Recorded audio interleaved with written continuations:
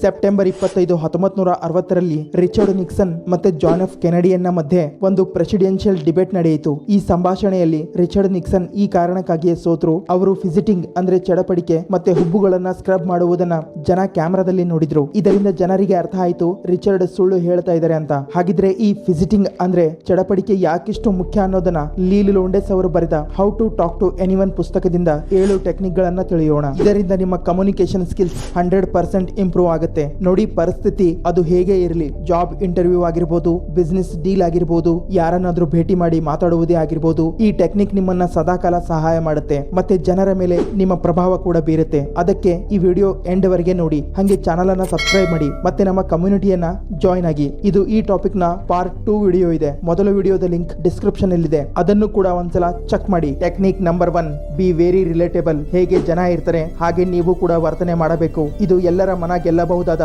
ತುಂಬಾ ಎಫೆಕ್ಟಿವ್ ಮತ್ತೆ powerful trick ಆಗಿದೆ. ಒಂದ್ ವೇಳೆ ಎದುರಿನ ವ್ಯಕ್ತಿ ತಮಾಷೆ ಮಾಡ್ತಾ ಮಾತಾಡುವವನಾಗಿದ್ರೆ ನೀವು ಕೂಡ ತಮಾಷೆ ಮಾಡ್ತಾ ಮಾತಾಡಿ. ಒಂದ್ ವೇಳೆ ಎದುರಿನ ವ್ಯಕ್ತಿ ಸೀರಿಯಸ್ ಆಗಿ ಮಾತಾಡುವವನಾಗಿದ್ರೆ ನೀವು ಕೂಡ ಸೀರಿಯಸ್ ಆಗಿ ಮಾತಾಡಿ. ಈ ರೀತಿ ಮಾಡೋದ್ರಿಂದ ಎದುರಿನ ವ್ಯಕ್ತಿ ನಿಮ್ಮನ್ನ ಇಷ್ಟಪಡ್ತಾನೆ, ಈತ ಕೂಡ ನನ್ನ ಹಾಗೆ ಇದ್ದಾನೆ ಅಂತ ತಿಳಿದುಕೊಳ್ತಾನೆ. ಫಾರ್ ಎಕ್ಸಾಂಪಲ್ ಹೇಳೋದಾದ್ರೆ, ಜಗತ್ತಿನಲ್ಲಿದ್ದ ಬಿಲಿನಿಯರ್ಸ್, ಅದು ಬಿಲಿ ಗೇಟ್ಸ್ ಇಲ್ಲ ಮಾರ್ಕ್ ಜಗರ್ಬರ್ಗ್ ಇಲ್ಲ ವಾರೆನ್ ಬಫೆಟ್ ಆಗಿರ್ಬೋದು, ಇವರೆಲ್ಲ ಇಷ್ಟೊಂದು ರಿಚ್ ಆಗಿದ್ರು ಕೂಡ ಒಂದು ಸಿಂಪಲ್ ಲೈಫ್ ಬದುಕುವುದೇ ಇಷ್ಟಪಡ್ತಾರೆ. ಮೊನ್ನೆ ಬಿಲಿ ಗೇಟ್ಸ್ ಭಾರತಕ್ಕೆ ಬಂದಿದ್ರು. ಆಗ ಅವರು ಜನಸಾಮಾನ್ಯರಂತೆ ಚಹಾ ಕುಡಿದ್ರು, ಜನಸಾಮಾನ್ಯರಂತೆ ಎಲ್ಲರ ಜೊತೆಗೆ ಕಾಣಿಸಿಕೊಂಡ್ರು. ಇದರಿಂದ ಅವರು ಕೂಡ ಸಿಂಪಲ್ ಆಗಿ ಇರ್ತಾರೆ ಅನ್ನೋದು ತುಂಬಾ ಜನರಿಗೆ ಗೊತ್ತಾಯ್ತು. ಕೇವಲ ಇವರೇ ಅಲ್ಲ, ಇನ್ನೂ ಅನೇಕ ಜನ ಶ್ರೀಮಂತರು ಸಿಂಪಲ್ ಆಗಿಯೇ ಇರ್ತಾರೆ, ಓಡಾಡ್ತಾರೆ. ಕೆಲವೊಮ್ಮೆ ಪಬ್ಲಿಕ್ ನಲ್ಲಿ ಕಾಣಿಸಿಕೊಂಡ್ರು ಸಾಮಾನ್ಯ ವ್ಯಕ್ತಿ ಜೊತೆಗೆ ಕಾಣಿಸಿಕೊಳ್ತಾರೆ. ಇದರಿಂದ ಜನರ ದೃಷ್ಟಿಯಲ್ಲಿ ಅವರ ಇಮೇಜ್ ಇನ್ನೂ ಜಾಸ್ತಿ ಆಗುತ್ತೆ ಮತ್ತೆ ಜನ ಕೂಡ ಈ ವ್ಯಕ್ತಿ ತಮ್ಮ ಹಾಗೆ ಇದ್ದಾನೆ ಅಂತ ತಿಳಿದುಕೊಳ್ತಾರೆ ಮತ್ತೆ ಜನ ತಮ್ಮ ಹಾಗೆ ಇರೋರನ್ನೇ ಇಷ್ಟಪಡ್ತಾರೆ. ಇದೊಂದೇ ಟ್ರಿಕ್ ನಿಂದ ನೀವು ಎಲ್ಲರ ಮನ ಗೆಲ್ಲಬಹುದು. ಇದು ತುಂಬಾ ಪವರ್ಫುಲ್ ಟೆಕ್ನಿಕ್ ಆಗಿದೆ. Technique number 2, the floating smile.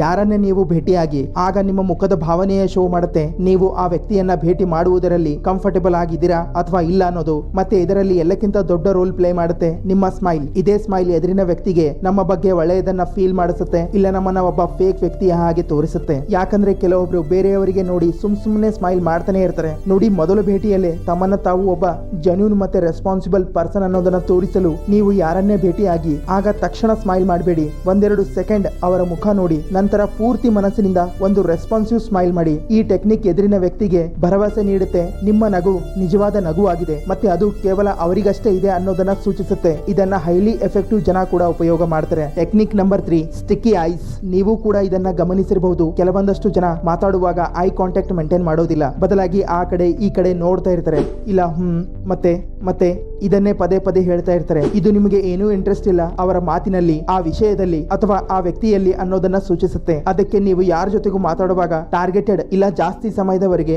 Eye contact maintain ಮಾಡ್ತಾ ಮಾತಾಡಿ. ಇಲ್ಲ ಕನ್ವರ್ಸೇಷನ್ ಮುಂದುವರೆಸಲು ಆ ಪರಿಸ್ಥಿತಿಗೆ ಹೊಂದಿಕೊಳ್ಳುವ ಪ್ರಶ್ನೆಗಳನ್ನ ಕೇಳಬೇಕು. ಫಾರ್ ಎಕ್ಸಾಂಪಲ್, ನೀವು ಯಾವುದೋ ಒಂದು ಫಂಕ್ಷನ್ ಗೆ ಹೋಗಿರ್ತೀರಾ ಅನ್ಕೊಳ್ಳಿ, ಅಲ್ಲಿ ಯಾರೋ ಅನ್ನೋನ್ ಪರ್ಸನ್ ಗೆ ಭೇಟಿ ಆಗ್ತೀರಾ ಅನ್ಕೊಳ್ಳಿ. ಆಗ ನೀವು ಅವರನ್ನ ಅಬ್ಸರ್ವ್ ಮಾಡ್ತಾ ಪ್ರಶ್ನೆ ಕೇಳಬೇಕು, ಹಾಯ್ ಸರ್, ಯಾಕೆ ನೀವು ಇಷ್ಟೊಂದು ದೂರ ನಿಂತಿದ್ದೀರಾ?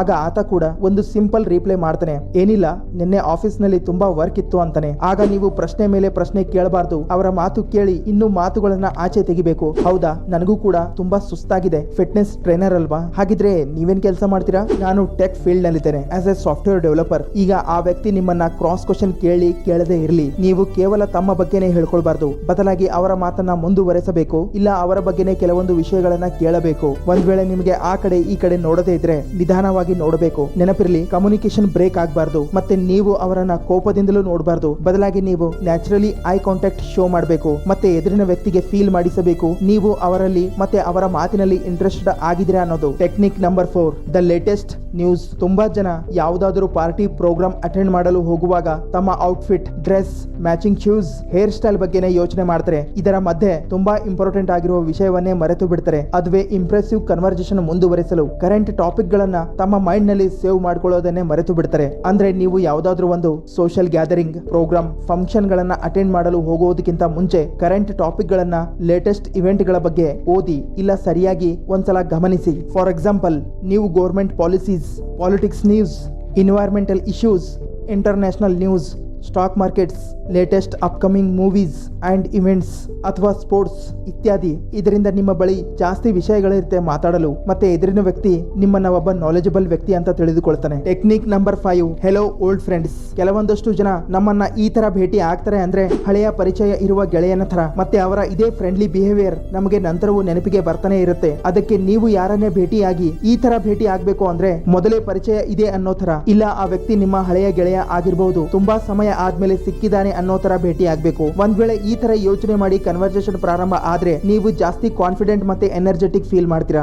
ಮತ್ತೆ ಇದು ಎದುರಿನ ವ್ಯಕ್ತಿಗೆ ಶೋ ಮಾಡುತ್ತೆ ನೀವು ಒಬ್ಬ ಪಾಸಿಟಿವ್ ಮತ್ತೆ ಕಾನ್ಫಿಡೆಂಟ್ ಪರ್ಸನ್ ಆಗಿದ್ದೀರಾ. ಮೊದಲ ಭೇಟಿಯಲ್ಲೇ ಜನರಿಗೆ ತಮ್ಮವರು ಅಂತ ಫೀಲ್ ಮಾಡಿಸ್ತೀರಾ. ಯಾಕಂದ್ರೆ ಜನರಿಗೆ ಅವರು ನಿಮಗೆ ಎಷ್ಟು ಪರಿಚಯ ಅನ್ನೋದು ಇಂಪಾರ್ಟೆಂಟ್ ಆಗಿರೋದಿಲ್ಲ, ಬದಲಾಗಿ ನೀವು ಅವರಿಗೆ ಎಷ್ಟು ಪರಿಚಯ ಆಗಿದ್ದೀರಾ ಮತ್ತೆ ಅವರನ್ನ ಎಷ್ಟು ಕೇರ್ ಮಾಡ್ತೀರಾ ಅನ್ನೋದು ಇಂಪಾರ್ಟೆಂಟ್ ಆಗಿರುತ್ತೆ. Technique number 6, limit fidgeted. Fidgeting ಅಂದ್ರೆ ಮಾತಾಡುವಾಗ ನಿಮ್ಮ ಬಾಡಿ ಲ್ಯಾಂಗ್ವೇಜ್ ಇಲ್ಲ ಬಾಡಿ ಮೂವ್ಮೆಂಟ್, ಅದು ಮಾತಾಡುವಾಗ ಕೈ ಸನ್ನೆ ಮಾಡೋದು, ಸ್ಥಿರವಾದ ಭಂಗಿಯಲ್ಲಿ ಕುಳಿತುಕೊಳ್ಳದೆ ಇರೋದು, ಆ ಕಡೆ ಈ ಕಡೆ ನೋಡೋದು, ಇಲ್ಲ ಐ ಕಾಂಟ್ಯಾಕ್ಟ್ ಮೇಂಟೈನ್ ಮಾಡದೇ ಇರೋ ವಿಷಯಗಳು ನಿಮ್ಮ ಚಡಪಡಿಕೆ, ನರ್ವಸ್ನೆಸ್ ಇಲ್ಲ ನೀವು ಒಬ್ಬ ಫೇಕ್ ಪರ್ಸನ್ ಅನ್ನೋದನ್ನ ಶೋ ಮಾಡುತ್ತೆ. ಮತ್ತೆ ಸಮಸ್ಯೆ ಆಗತ್ತೆ ಯಾವಾಗ ನೀವು ಸತ್ಯ ಹೇಳ್ತಾ ಇರ್ತೀರಾ ಆದ್ರೂ ಕೂಡ ಜನ ನಿಮ್ಮ ಮಾತನ್ನ ನಂಬೋದಿಲ್ಲ. ಹಾಗಿದ್ರೆ ಇವುಗಳನ್ನ ಸರಿ ಮಾಡಲು ಈ ಟಿಪ್ಸ್ ಗಳನ್ನ ಫಾಲೋ ಮಾಡಿ. ಯಾರೊಂದಿಗೂ ಮಾತಾಡುವಾಗ ತಮ್ಮ ಮುಖವನ್ನು ಪದೇ ಪದೇ ಟಚ್ ಮಾಡ್ಕೋಬೇಡಿ. ಆ ಕಡೆ ಈ ಕಡೆ ಜಾಸ್ತಿ ಮೂವ್ಮೆಂಟ್ ಮಾಡದೆ ಸ್ಟ್ರೇಟ್ ಪೋಸ್ಚರ್ ನಲ್ಲಿ ನಿಂತು ಮಾತಾಡಿ. ತಮ್ಮ ಕೈನಿಂದ ಮುಖವನ್ನು ಕೆರೆಯುವ ಇಲ್ಲ ಟೀ ಶರ್ಟ್, ಪ್ಯಾಂಟ್ ಅಥವಾ ಹೇರ್ ಸ್ಟೈಲ್ ಅನ್ನ ಸರಿಪಡಿಸುವ ಪ್ರಯತ್ನ ಮಾಡಬೇಡಿ. ಒಂದ್ ವೇಳೆ ನೀವು ಯಾರ್ದಾದ್ರೂ ಭರವಸೆ ಗೆಲ್ಬೇಕು ಅಂದ್ರೆ ಇಲ್ಲ ಕನ್ವರ್ಸೇಷನ್ ನಲ್ಲಿ ಮಾಸ್ಟರ್ ಆಗೋದಿದ್ರೆ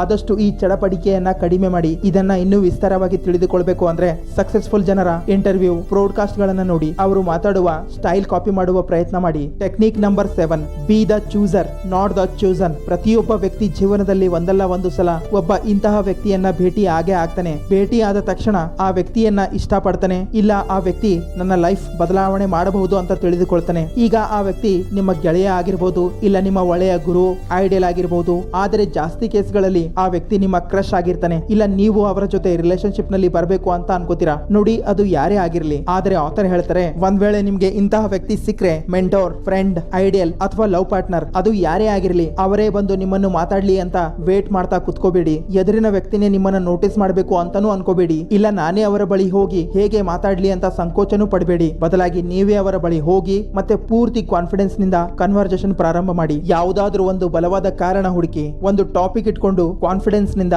ಮತ್ತೆ ಪ್ರಾಪರ್ ಬಾಡಿ ಲ್ಯಾಂಗ್ವೇಜ್ ಯೂಸ್ ಮಾಡ್ತಾ ಮಾತಾಡಿ. ಯಾಕಂದ್ರೆ ತುಂಬಾ ಜನ ಕೇವಲ ಯೋಚನೆ ಮಾಡ್ತಾನೆ ಕಾಲ ಕಳೀತಾ ಇರ್ತಾರೆ, ಆದರೆ ಯಾವುದೇ ಆಕ್ಷನ್ ತಗೊಳ್ಳೋದಿಲ್ಲ. ನಂತರ ಸಮಯ ಕಳೆದು ಹೋದ್ಮೇಲೆ ಪಶ್ಚಾತ್ತಾಪ ಪಡ್ತಾರೆ. ಯಾರಿಗೆಲ್ಲ ಈ ಅನುಭವ ಆಗಿದೆ ಅವರು ಎಸ್ ಅಂತ ಕಮೆಂಟ್ ಮಾಡಿ. ಸೊ ಫ್ರೆಂಡ್ಸ್, ಇದಾಗಿತ್ತು ಕಮ್ಯುನಿಕೇಶನ್ ಇಂಪ್ರೂವ್ ಮಾಡಿಕೊಳ್ಳುವ ಟಿಪ್ಸ್. ಇಂತಹದೇ ವಿಡಿಯೋ ನೋಡಲು ನಮ್ಮ ಚಾನಲ್ ಅನ್ನ ಸಬ್ಸ್ಕ್ರೈಬ್ ಮಾಡಿ ಮತ್ತೆ ಇನ್ಸ್ಟಾ ಪೇಜ್ ಅನ್ನ ಫಾಲೋ ಮಾಡಿ. Bye bye.